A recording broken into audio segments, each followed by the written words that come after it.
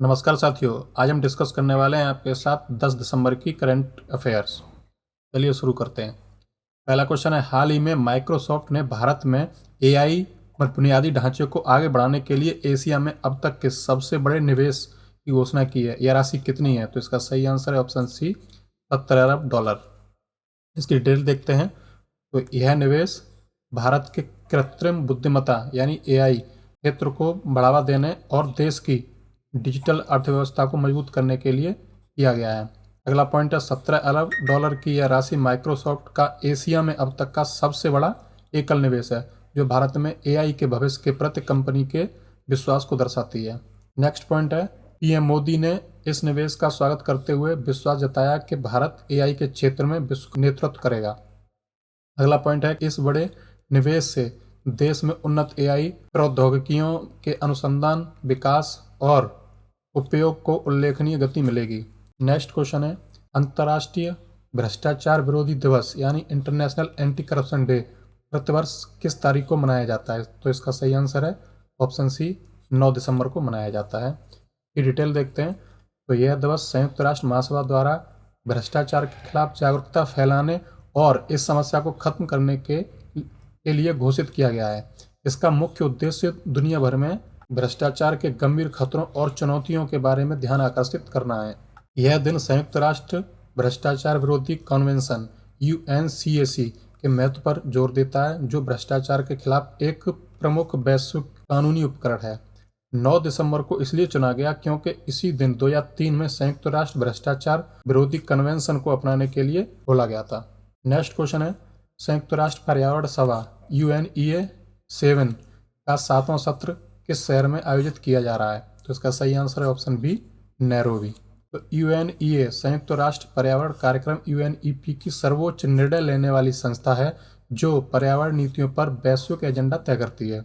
Nairobi Kenya संयुक्त राष्ट्र पर्यावरण कार्यक्रम UNEP का वैश्विक मुख्यालय है, इसलिए इसके प्रमुख सत्र अक्सर यहीं आयोजित किए जाते हैं। यह सत्र सदस्य देशों की जलवायु परिवर्तन, जैव विविधता हानि और प्रदूषण जैसी चुनौतियों पर चर्चा करने के लिए एक मंच प्रदान करता है। UNEA का मुख्य उद्देश्य पर्यावरणीय स्थिरता के लिए बहुपक्षीय कार्रवाई को मजबूत करना है और महत्वपूर्ण संकल्पों को अपनाना है। नेक्स्ट क्वेश्चन है, एआई क्षेत्र में वैश्विक एआई कॉन्क्लेव यानी ग्लोबल एआई कॉन्क्लेव की मेजबानी कौन कर रहा है? तो इसका सही आंसर है ऑप्शन बी, IIT मद्रास और इंडिया एआई मिशन। इसकी डिटेल देखते हैं। तो यह कॉन्क्लेव कृत्रिम बुद्धिमत्ता एआई के भविष्य और वैश्विक सहयोग के अवसरों पर ध्यान केंद्रित करने के लिए आयोजित किया जा रहा है। IIT मद्रास भारत के सबसे प्रमुख और उन्नत तकनीकी संस्थानों में से एक है, जो एआई अनुसंधान में महत्वपूर्ण योगदान दे रहा है। इंडिया एआई मिशन भारत सरकार की एक व्यापक पहल है, जिसका लक्ष्य देश में एक मजबूत एआई पारिस्थितिकी तंत्र को विकसित करना है। इस आयोजन से एआई प्रौद्योगिकियों के विकास, नीतियों, अनुप्रयोगों और नैतिक उपयोग पर गहराई से चर्चा की उम्मीद भी है। नेक्स्ट क्वेश्चन है, ग्लोबल ह्यूमन सोसाइटी के पशु कल्याण पुरस्कार यानी एनिमल वेलफेयर अवार्ड के लिए सबसे कम उम्र में प्राप्तकर्ता कौन बने हैं? तो इसका सही आंसर है ऑप्शन बी, अनंत अंबानी बने हैं। इसकी डिटेल देखते हैं। अनंत अंबानी को पशु कल्याण और वन्यजीव संरक्षण के लिए उनके असाधारण समर्पण और प्रयासों के लिए यह सम्मान दिया गया है। यह पुरस्कार ग्लोबल ह्यूमन सोसाइटी द्वारा उन व्यक्तियों को दिया जाता है जिन्होंने जानवरों के जीवन को बेहतर बनाने में महत्वपूर्ण भूमिका निभाई हो।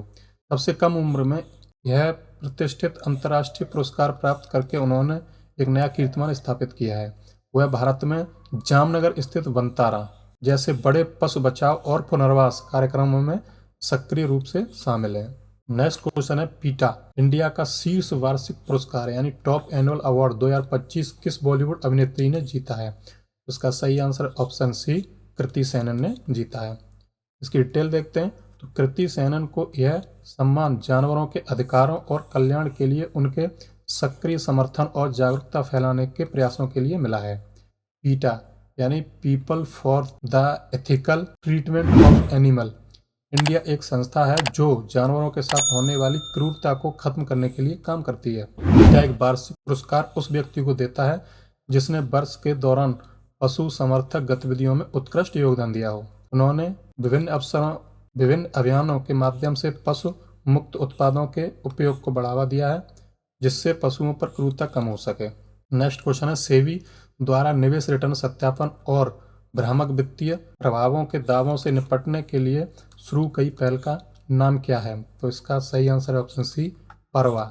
इसकी डिटेल की बात करें तो परवा का मुख्य उद्देश्य निवेशकों को भ्रामक प्रचार और गलत वित्तीय दावों से बचाना और बाजार में पारदर्शिता सुनिश्चित करना है।